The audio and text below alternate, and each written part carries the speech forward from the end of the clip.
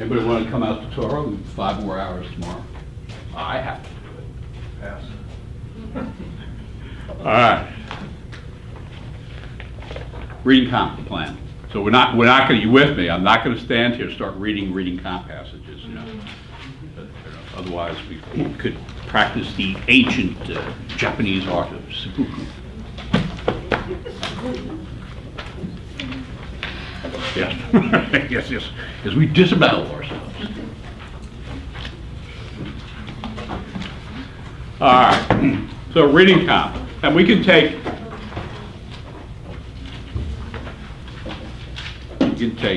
let's just, what exam do we want to do? Start at the beginning. Okay, all right, we'll do that. Let's just take exam 62. Then here's what we're trying to do, and here's what I need you to do. Again, we opened on reading comp, so I'm not going to repeat that, right?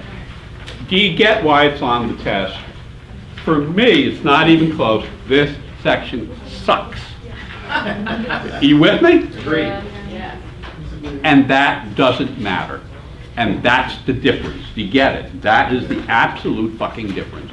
It's not relevant to me whether I enjoy it or not, right? It really is a necessary condition. And if you come into law school without the academic infrastructure, which I risked, you know, again, I came into law school with a 2.68 GPA. I mean, I had a master's at that time, so maybe not so much. But everyone risks coming in to a group of otherwise gifted academic people and underperforming, right? I mean, that's the nature of life. So you should use this as, let me now, at least here, if you do this, if you improve in reading comp, at least now they're going to give you money. You know, they're not going to give you money in law school because you do better. You're just going to have a higher class rank, right? But here, you say, well, I have to do it anyway. If I don't do it, I'll be at risk. If for some reason you do get into law school and your reading comp scores an 11, and that can happen, and it does happen. Do you get, if you have an 11 out of 27 and you start law school, you will not be at the top of your class in terms of comprehension and extrapolation. So lose the 11. You know, just improve. I'm not saying you have to get an 18. I'm saying, one, this has to fit in your plan. What is that number in reading comp that's going to move you to the overall number? And that's what it's got to be. And two, much more importantly, is I'm much more confident that when you're not with me, you'll work on logical reasoning and you'll work in analytical reasoning, and I'm much less confident you'll work in reading comprehension. And that's not where you want to be, because actually reading comprehension is the more central of all this. Because you can't manipulate an argument that you don't understand. You know what I'm saying? You can't strengthen case law if you don't understand the case. So what you want to do is the same exercise. Is, well, what do I expect I'd be able to accomplish? So you can dive in if you want.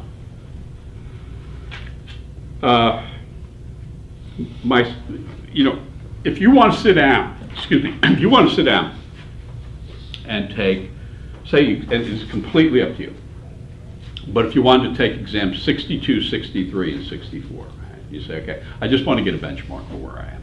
If you have an older volume, if you have something from the preceding volume, that's exams 52 through 61, that's ideal. Like you go back to exam 52, and you sit there and you do the reading comp in 52, 53, and 54. And the purpose of that is to get a metric, right? If you attempt to complete all 4 sections, and again, it's fine, you don't have to get that volume. You can do it in this volume with exams 62, 63, and 64. But the goal is to get a metric and to get a wake-up call. Because if you're at an 8, and I promise you there will be people in this room at an 8. If you're at an 8, would you prefer to learn that earlier or later? Earlier. And do you get so much of this is impersonal?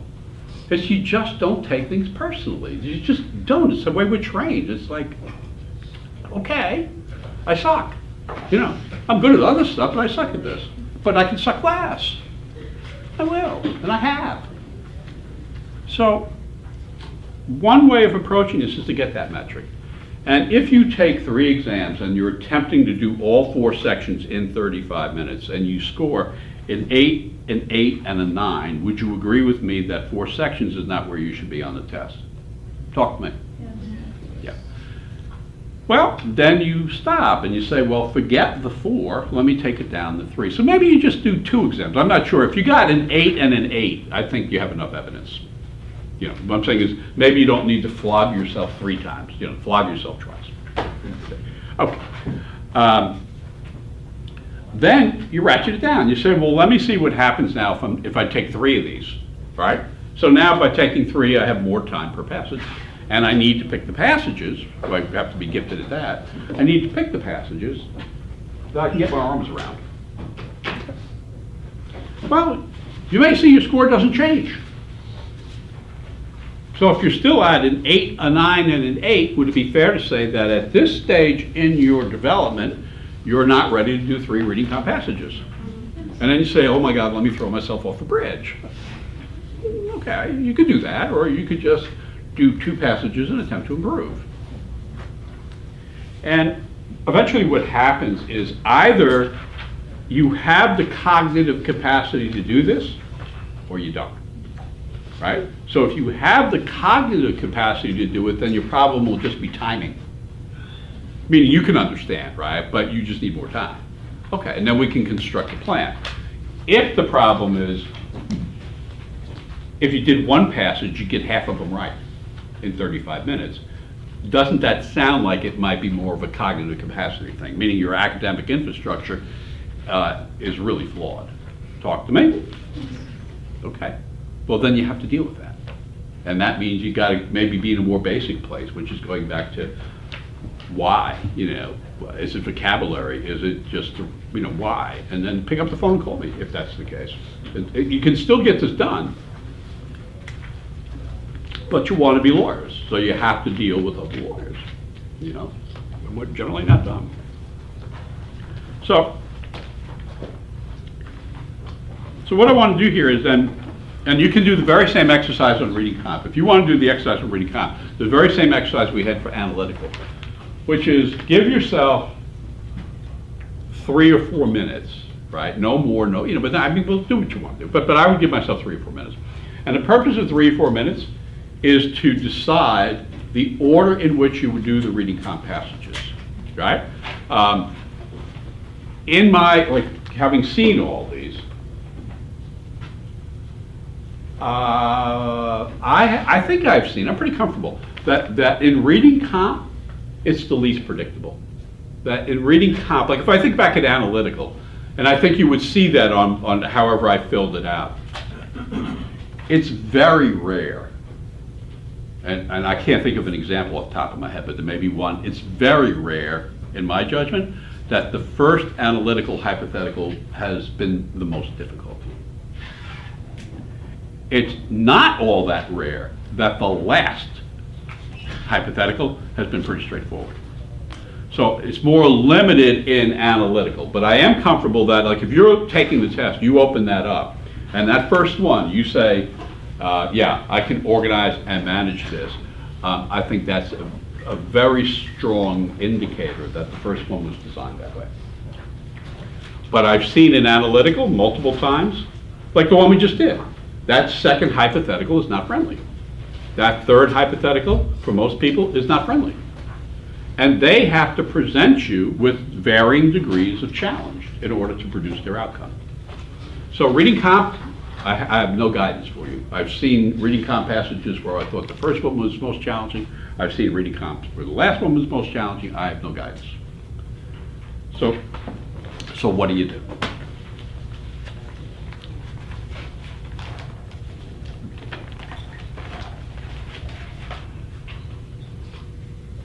First thing is the different ways of approaching reading comp. I think, and there's no right or wrong way.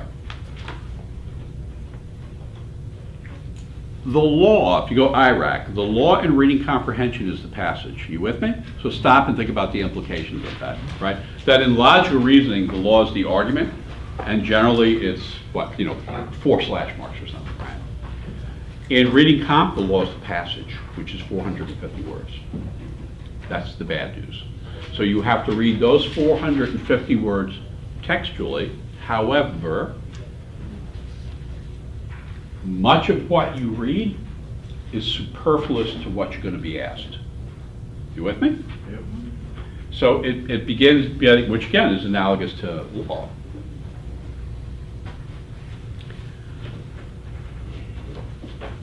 The two main ways you can approach, the one which is, and you can do both, right? One way of approaching reading comp is simply concentrate on the passage, and the theory there is it's the law.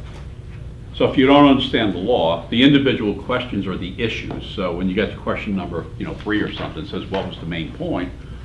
Well, if you don't understand the law, you're not going to be able to get the main point. So no matter what they ask you, you got to understand the law, right? So one way is simply saying, I'm going to read this entire passage textually, which implies if I need to reread a sentence, I'm going to reread it, all right?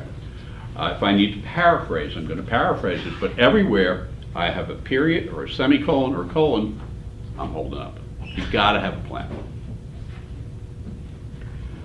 Then I'm going to go and I'm going to answer the questions. So that is the way I think most people do it. There is a second way. The second way is this.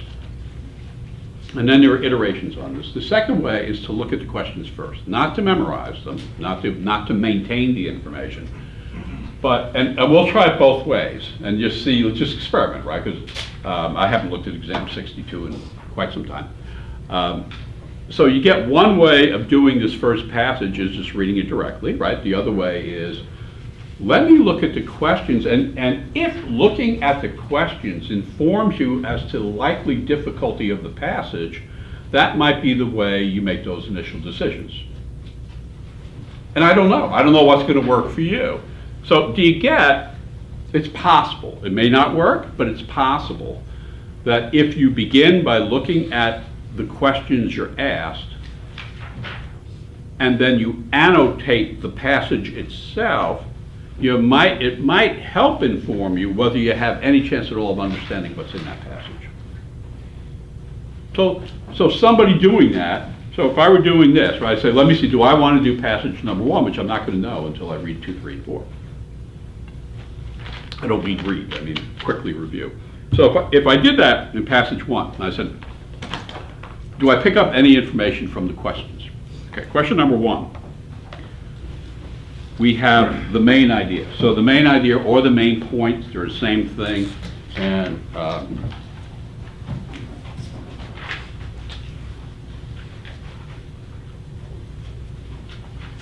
there are categories of questions.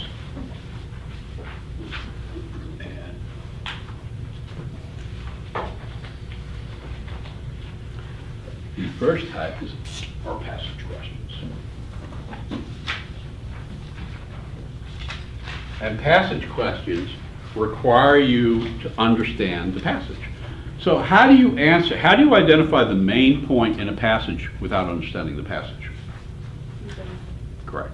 And so that every time you're getting it, it's a passage. And what you're going to find is you're going to find some types more approachable. Like for me, those are the easiest. If I'm saying it's a passage question, my experience, that doesn't mean it's going to be your experience, but my experience is they're the least challenging. Because if you're going to require me to read 450 words in the time you're giving me, you can't go that deep. You can't be, the extrapolation can't be that much.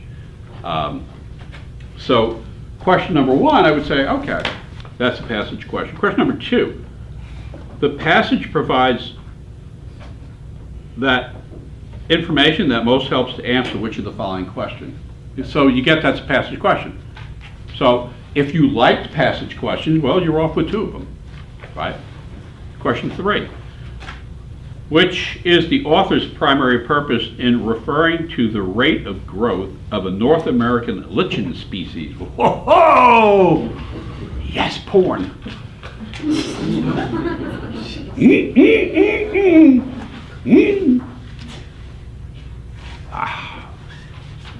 I feel like I'm back in Tiberius's day in the Roman Empire.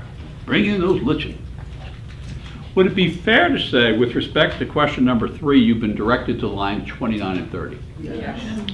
Would it be further fair that you've been directed to specific language in 29 and 30? Yeah. Would it be further fair to say there would be nothing to prevent you from circling that language and in the column next to it write Q3? Talk to me? Certainly, yeah. Okay. Is it also fair to say you know whatever a lichen is, and I have no clue what a lichen is, or even if I'm saying it correctly, you understand that is not real friendly, right? Who's going to write? Think about it for a second. Think about it, because the more dorky the writer is, right, the less familiar the subject matter is, the more trouble I'm in. Yeah. You with me? Yeah. So I know nothing about lich. I don't even know what they are, and I don't even know if I'm pronouncing it properly.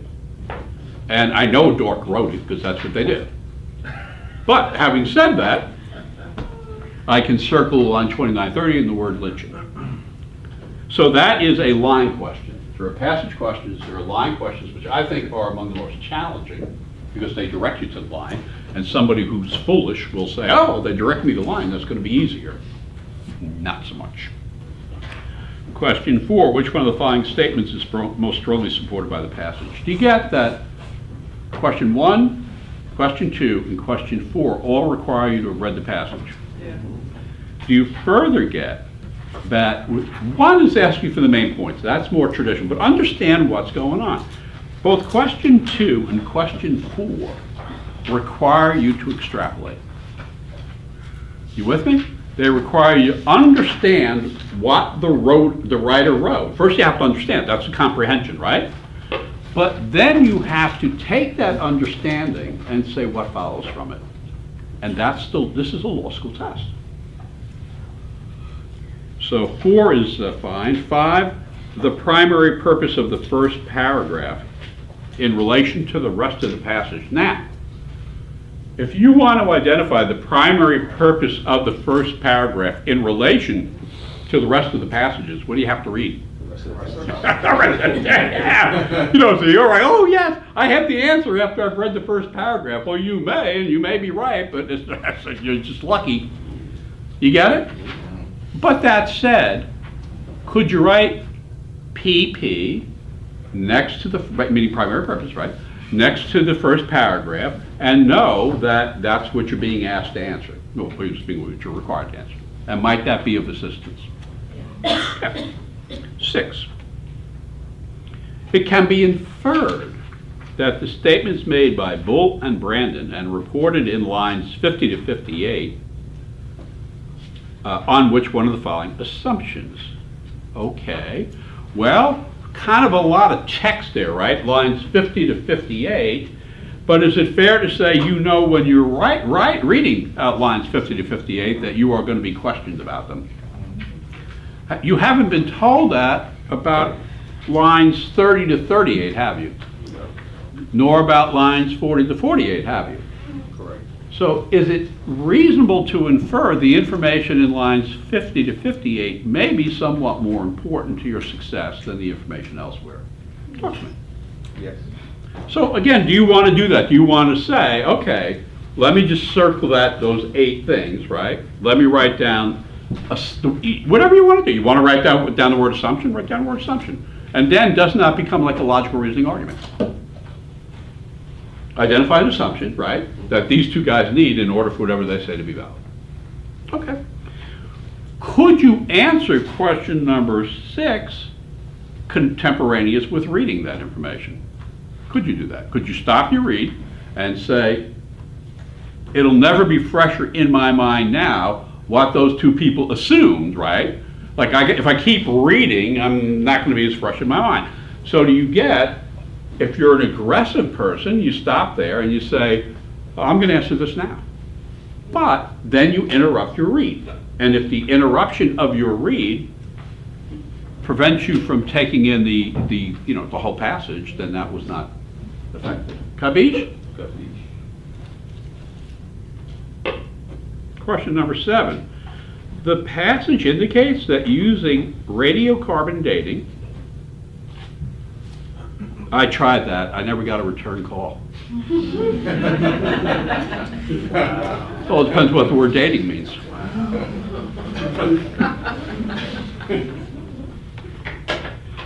The passage indicates that using radiocarbon dating to date past earthquakes may be unreliable. Well, now, we're not directed anywhere, but is it fair to say we now have information that the passage is about earthquakes? So I'm going back to that word lichen, right? So I don't know what the fuck lichens are, but I know they have to have something to do with earthquakes, right? Well, I don't know about you, but I'd be more interested in reading about earthquakes than lichen, right? So it's going to be about earthquakes, and now here, it depends on who you are. Do you want to write do you want to put dating up top, right? Do you want to use the word radiocarbon? In other words, do you want to put a visual cue up there to say when you start reading about this, you're going to be tested on it? But if you do that, again, you're setting aside time, right?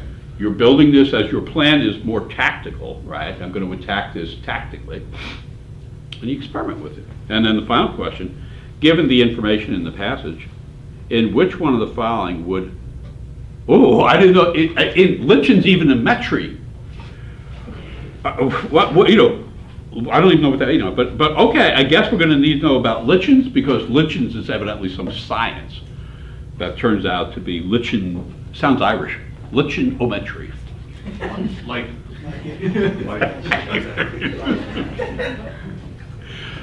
But do you get, I don't know what that is. And I don't care what that is. And whoever's writing is going to have to tell me what that is.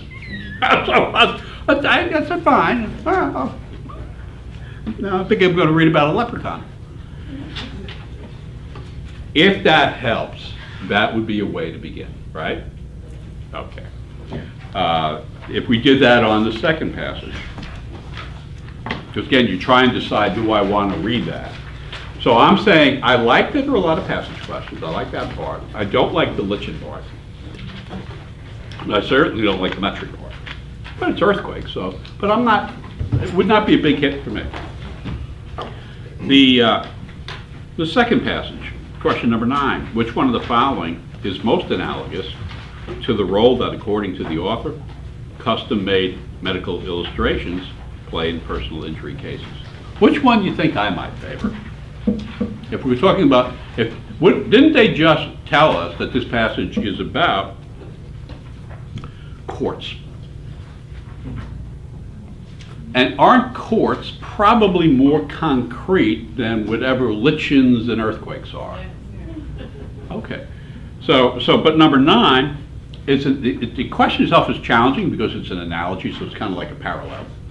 But I now know this is about courts. Question number 10, based on the passage, which one of the following is the author most likely to believe about illustrations in medical textbooks? Now I know I'm going to read about medical textbooks and illustrations in them. Okay, I got that. I've seen medical textbooks, I've seen illustrations. Got it. Next one, passage states that a role of medical experts in relation to custom-made medical illustrations in the courtroom is, so I'm going to read about experts giving testimony on custom-made medical illustrations. Now, you notice that question number 8 referred to illustrations, and I'm sorry, question number 10 referred to illustrations, and question number 11 referred to medical illustrations and to custom-made medical illustrations. So this is going to go from illustrations generally to custom-made ones, okay? 12, according to the passage, one of the ways that medical textbook illustrations differ from custom-made medical illustrations. So I'm fine with this. We're going to read a lot about the illustrations that are in textbooks, and some are custom-made. I know a lot about this passage. I know much more about this than I do about the first one. 13, the author's attitude, which you tested on. The author's attitude towards the testimony of medical experts in personal injury case is most accurate. So, okay. So the author has an attitude about experts. Okay. And a final one, what was the primary purpose of the third paragraph? So if I were using this tech, again, you'd be doing this far faster, right? Everybody's different. So if you're a science person or you're knowledgeable about earthquakes, whatever, that first one's for you, right? For me, I'm saying you gotta be kidding me. Like, I know I'm gonna get, you know, I might say I'm gonna get them all right. I wouldn't be very on the second one. Because I'm familiar with it, I'm comfortable with it, and it's more down to earth, right? It's just more down to, I don't want to be doing theory because I don't have any time. And then to do theory about subject matter I'm familiar with, it's going to take more time. Okay. So if you use this method, now you get to passage A, passage B, and I would skip over that for the moment. Just skip over it. And then let me go to the fourth one. 22, passage most helps to answer which one of the following. So I'm going to read the passage, again, passage question. 23, it can be inferred from the passage that the author would be most likely to view the recent criticism mentioned in line 1 as. So again, that would help you. You go to line 1, you circle recent criticism, all right. And you may be able to answer that right away. 24, in saying that domestic fiction was based on a conception of fiction as part of a continuum, and then they give you line 30, the author most likely means which of the following. So aren't they saying to you, go to line 30, like read around it, maybe read that whole paragraph, and you should be able to answer that then. So the thing about this is I don't care about the continuum, and domestic fiction is not my thing, but but isn't domestic fiction down to earth? You know, I'm just reading, it's like you're reading a regular book. So again, I'm getting the difference between this and the first one for me. 25, which one of the following most accurately states the primary function of the passage? So the function is, what was its purpose? Okay, I give that. 26, which one of the following most accurately express the structure of the second paragraph? Where are you going to find the structure of the second paragraph? Right? So, wouldn't it make sense when you, but again, can you interrupt your read? Wouldn't it make sense if you could interrupt your read and not lose your train of thought? Wouldn't it make sense to answer question number 26 while you're reading the second paragraph? Wouldn't it in fact make sense for you to read the second paragraph in a way different from the way you would have read it if you had not seen question number 26? And isn't that analogous to what we're saying to logical reasoning? Right? In other words, you say, well, no, I don't want to just read this. Tell me, what are you up to? Right? I want an assumption, I want a flaw, I want a weaken, fine, now I'll read. So I'm thinking here, I would want to know that. And the last one, the differing conceptions of fiction held by Jewett and the domestic novelist can most reasonably be taken as providing an answer which one of the following. So 27 tells me I'm going to be reading about fiction, domestic fiction. And as a general principle, passages in literature are down to earth. As a general principle. They may be boring, they almost certainly will be, right? But they're down to earth. So I don't want to deal with a time battle and a conceptual battle. I just want to deal with the time battle. So looking at those, I would be more favorably, I would absolutely, of those three, be doing the second one first. I would be doing this one next. And now I just want to see, with respect to the comparative passage, why don't you just separate them out and just do them and see if you like them or not? You know what I'm saying? You've got 10 comparative passages in this volume. You're going to have one comparative passage on your test, and you're going to have 3 narrative passages. You're going to have the very same thing you see here.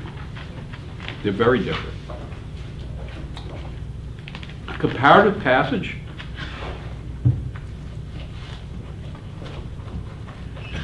all you know is that passage A and passage B intersect, but you don't know how they intersect. They could intersect on subject matter, they could intersect on point of view, they could intersect on any number of things. My gut is, generally, people find comparative passage more challenging. Generally, again, that doesn't mean you as you sit there, right? But you're trying to figure out, one of the things you're trying to figure out is, why is passage B there? In other words, how is passage B responding to passage A? So it's sort of argumentative technique. It's, if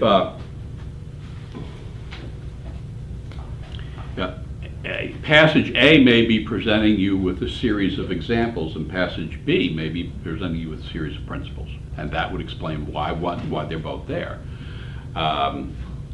Passage A may present one perspective, passage B a very different. So say you have a perspective of a pickup basketball game and you have an assault on the court.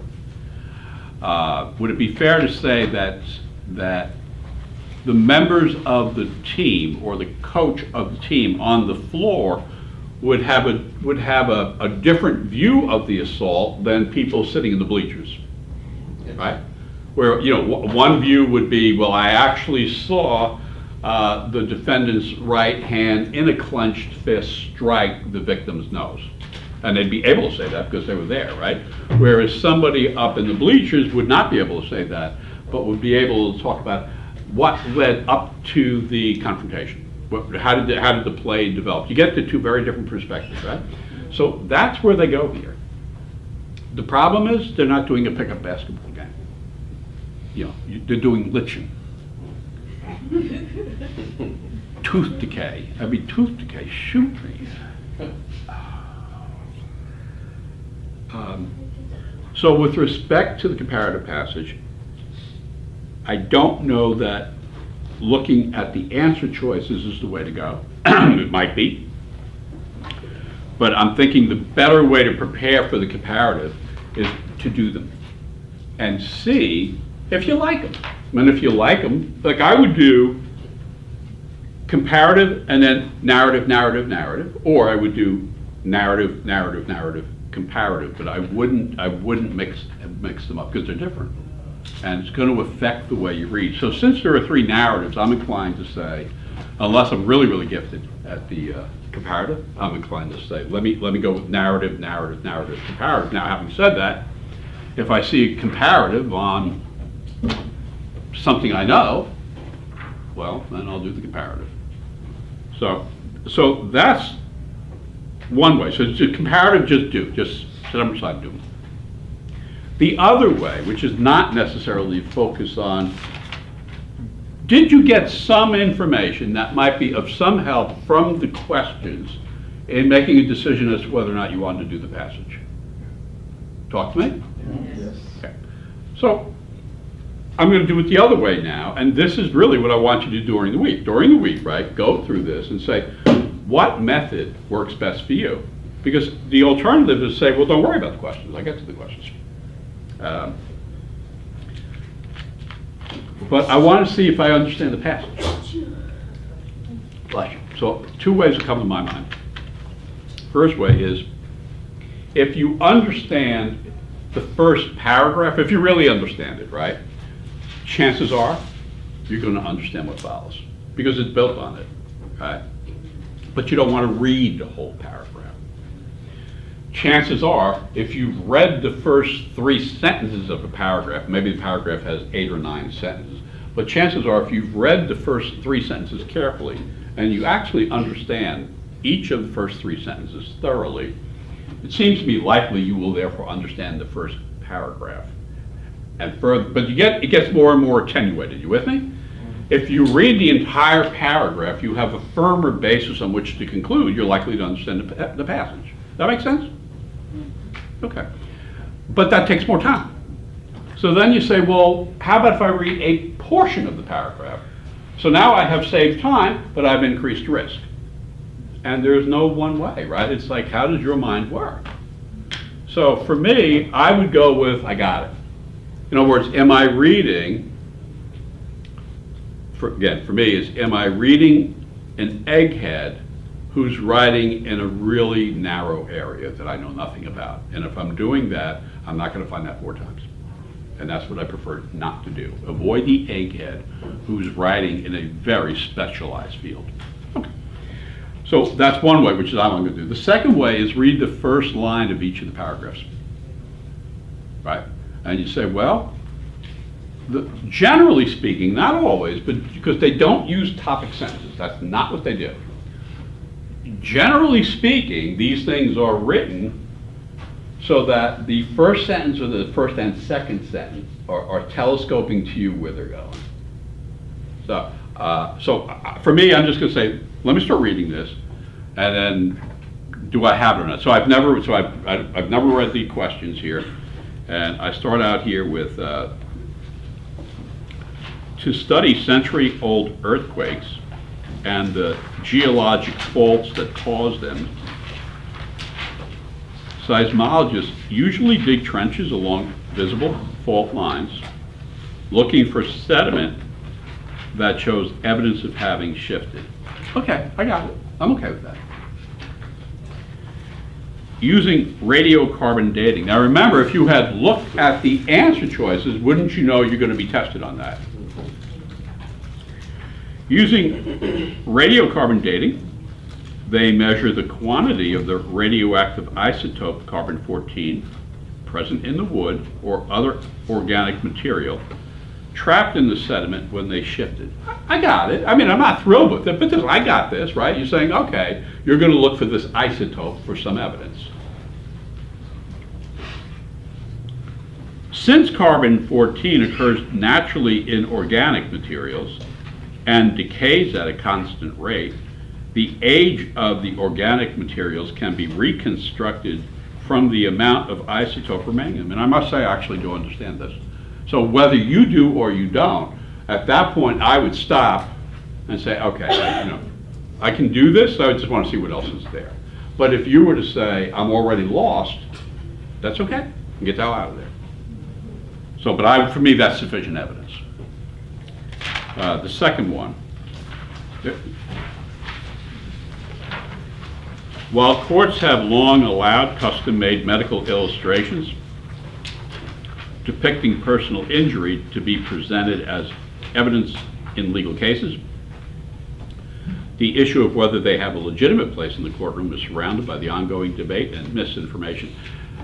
Well, one thing I want you to think about, because as I'm doing this, if I had read the questions first, right, and I read the sentence I just read, that sentence I just read would have a whole lot more meaning for me, because I had seen the questions for me. And it goes back to that first passage with the earthquake is kind of a little bit rolling off my tongue. When I'm first reading it, I'm saying, I don't have a problem with this, but if I had looked at the questions first and I knew we were going to switch and start talking about whatever lichens are or lichens or whatever the fuck they are, right?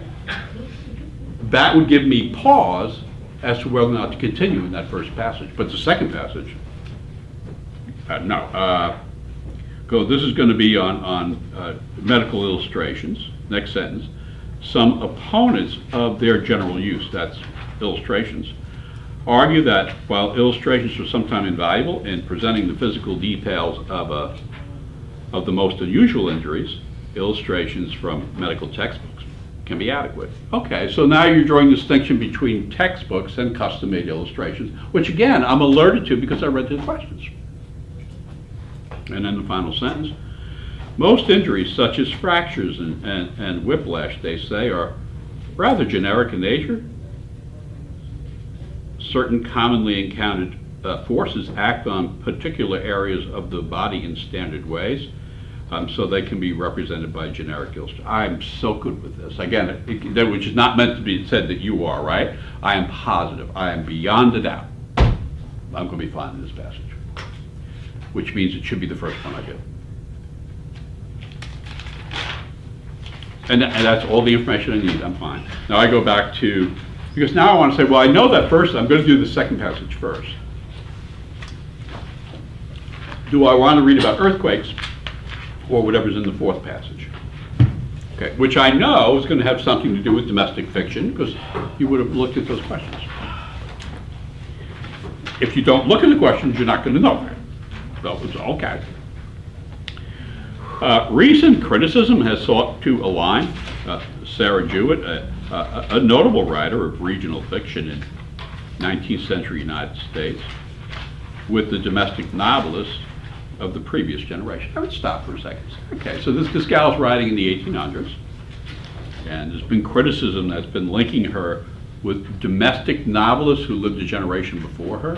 I don't really know what a domestic novelist is, but okay. Her work, that's Jewett's work, Her work does resemble the domestic novels of the 1850s in its focus on women, their domestic occupations, and their social interactions with men relegated to the periphery. There's not a word in here I don't understand. There's no lichen. Well, but do you get it? I mean, I'm not saying I'm interested in this, but this is representative of a literature passage that they have subject areas, and it's representative that passages on art, passages on music, and passages on literature are written, not surprisingly, about art, music, and literature. So music could go abstract, for sure. If they wanted to go into, there's one that was on musicology. Who knew? There was something called musicology, right?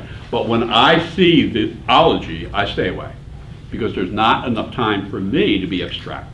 I want something down to earth, concrete. So I want to be able to bring Sarah into my office and question her. And I am confident I will be able to do that.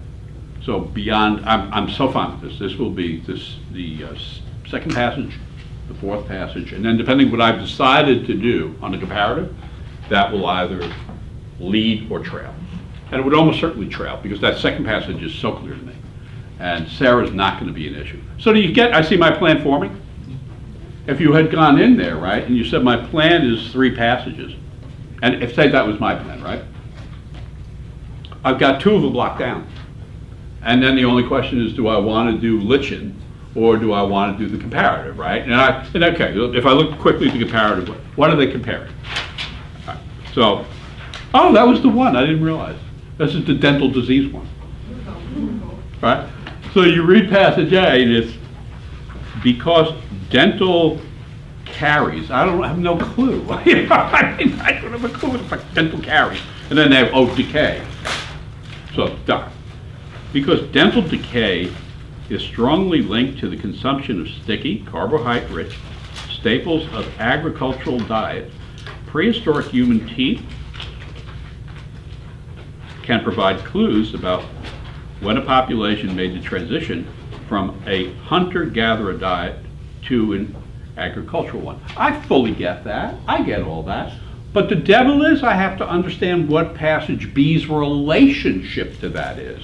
So I get, okay, we're going to read about, I get, that's not a heavy lift. We're talking about how your teeth deteriorate when you go to agricultural products, right? And therefore we can tell when to I got it. The devil is here, what does B have to do with that? So I'd stop reading, I'd go to B. Archaeologists recovered human skeleton remains interred over a 2,000-year period in prehistoric Thailand. The site's early inhabitants appear to have had a hunter-gatherer, cultivator economy. Evidence indicates that over time, the population became increasingly dependent on agriculture. Okay, I think I get it, right? Again, I don't want to read this, but it seems to me that passage B is presenting an example of passage A. So now I'm fine. Now my plan is the second passage, the fourth passage, and then I'm going to decide at that time, do I want to read about lichen and earthquakes? And you get that has more of a science thing to it, right? So if you're a science person, that's where you should go, right? But if you're not a science person, you know, medical illustrations looks good, literature looks good, and teeth decay all of a sudden is looking good. And do you get the more involved you are in your plan, the less bored you're going to get. You know, because you're not really thinking about it. You're saying, you know, I've got to get something done. And then you're saying, okay, so for me, if I were doing 3, I'm not going to overthink, which is I think what you guys do. When I'm in there on that second passage, I'm kicking ass. You with me? I'm going to read textually. I'm not rushing my read. I've got to. Do you get a sense for how I read by how I speak when I read? Well, then maybe that's something you should try doing. You know what I'm saying? When you're home, right, read out loud. Again, you get, there's never been an opening statement that I've ever heard for the first time in court that I've given. There's never been a closing statement that I'm hearing for the first time when I give it in court. Kavish? don't you infer from that that I must be walking around wherever I am, talking out loud? That's a great way of learning. That's scaring the shit out of people who don't understand. It's a great way to learn, because your voice that's sound. That's one of our 5 senses is sound, and you bring it to life, and it helps you learn. Touch is one of those senses. So if you're moving around and you're touching, bring the senses to life. And don't sit there like an adult with your head over a book, falling asleep. So for me, this exam, passage 2, right up in that, whatever it is, say 7 minutes, 8 minutes. You with me? Not a minute fucking longer. And I'm not trying to be perfect. Then it's going to be passage 4. Maybe a little more. Maybe I go up to, remember, I'm only doing 3, right? So maybe I take that up 10 or 12 minutes. But now my plan is I'm going to be finished with passage 1 and passage 2 with fully 18 minutes left, more than 18 minutes. And then I'll decide which gives me time to be wrong. It gives me time. If I jump into the comparative and then I feel lost, don't I still have time to recover and go read about the earthquakes? And wasn't that because I had a plan? So practice your plan. You're not going to make huge gains in your comprehension skills between now and June. You with me? So it's not a question of saying, I'm going to become a really, really great, insightful reader between now and June, because if you're not one, you're not going to become one between now and June. But you can have a much more effective plan that takes a flawed candidate and prevails. And if there's anybody in this room who's not flawed, I'd love to meet that person. You're not flawed? No, I just want to ask a question. Damn! Laura, yes. Will this be on the website, this session regarding reading comprehension? This, yes. Okay. Yes. It'll be there Tuesday unless God has other plans and I don't make it home. Well, I don't want to make any unnecessary assumptions, right? Right? Every time you make a conclusion, every time somebody else makes a conclusion, you should ask them. Identify assumptions and say, haven't you assumed? And then when they start saying asshole, you're there. It's a beautiful thing. It's beautiful, beautiful thing. So do you have a sense for, in terms of developing a plan, how I think in reading comp, you should begin to do that? Yes? One other thing about reading comp in your plan.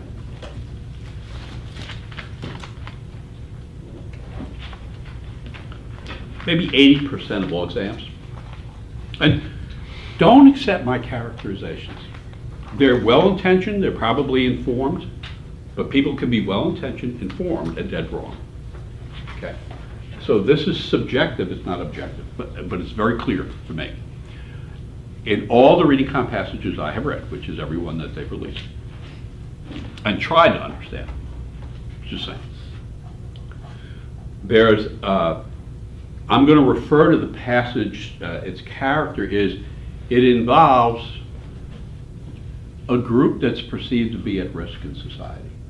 And again, this actually spills over into law. There are different standards that if you're the member of a group that the court perceives to be a group that's traditionally been the object of prejudice,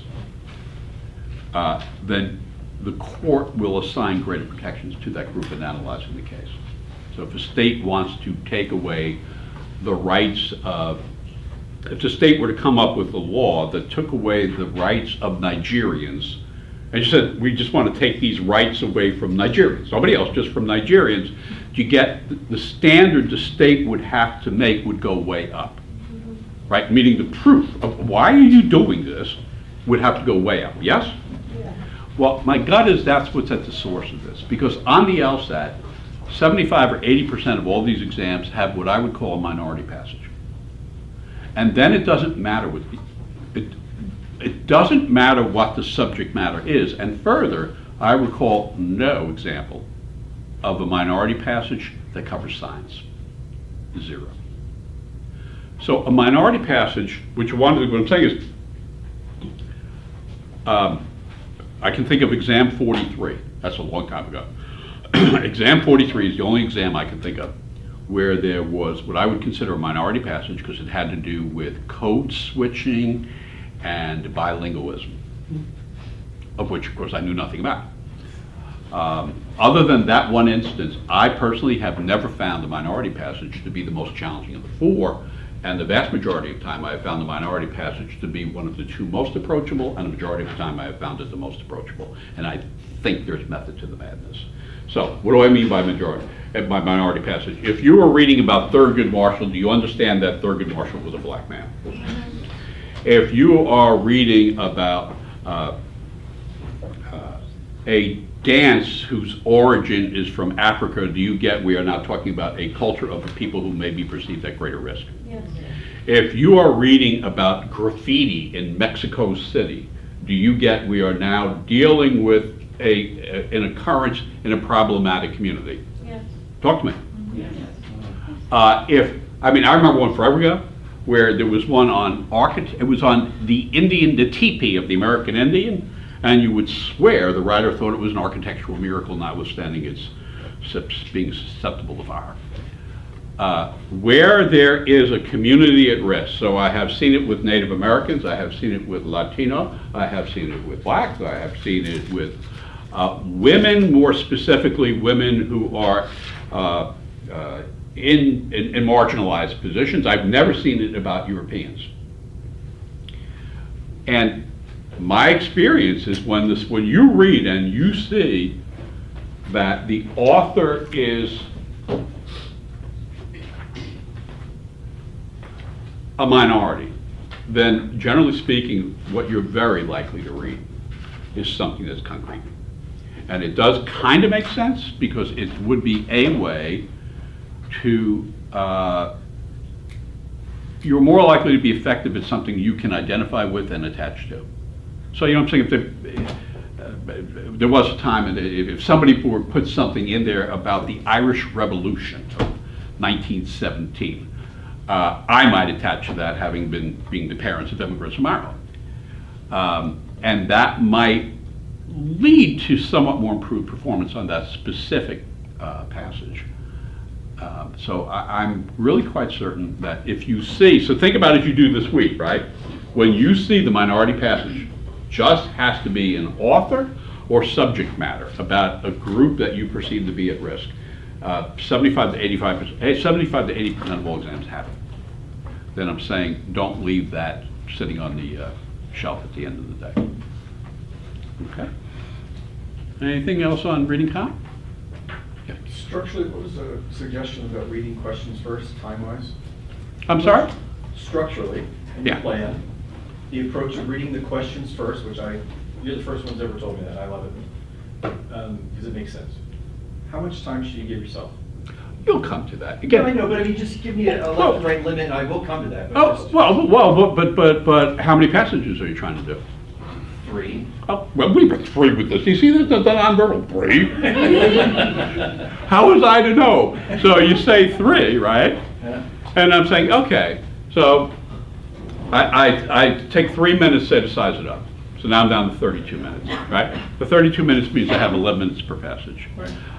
Now, I'm looking at, like in this exam, I'm looking at, for me, the medical thing, right? The law, medical, and I'm saying, it's going to take almost no time to look at those questions.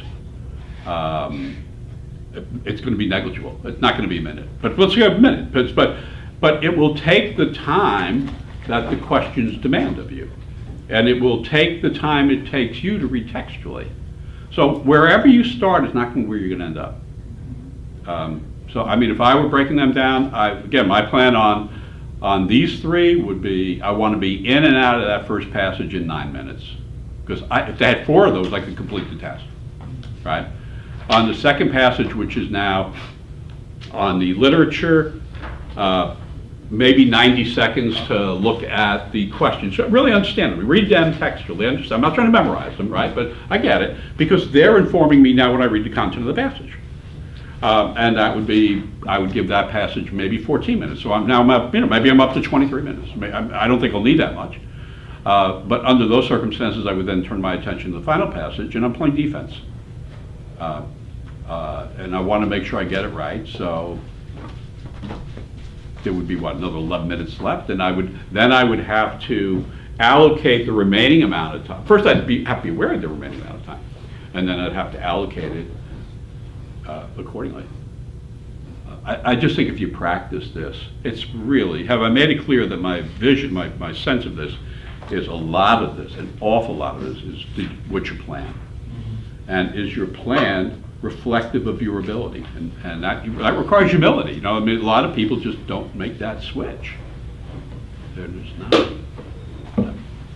Okay, so you all know what I would like you to do this week. You have an analytical thing to do. You have a reading comp thing to do.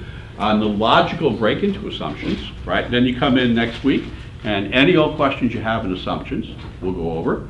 We'll cover the content of assumptions, and try to stay in the first 12 questions. You know, that's fine, but if the class is dominated by assumption questions 19, 23, you know, we're not gonna make a lot of it. Yeah, Laura. Could we still email you about follow-up questions, by any chance? Can you still email me about follow-up questions? Yeah. Do I have to read or respond? Of course you may do that. Well, if I don't have emails or phone calls, I mean, Shelby, there's only so much company. I mean, she's a German Shepherd, she tries, but, you know. Yes? Well, thank you for being here. Thank you. Now, go away, or stay for Anthony, right? No, if you're not seeing Anthony, you go away. If you're seeing Anthony, Does he get these? I'll take those. Why don't you hand those things in to me? Sure.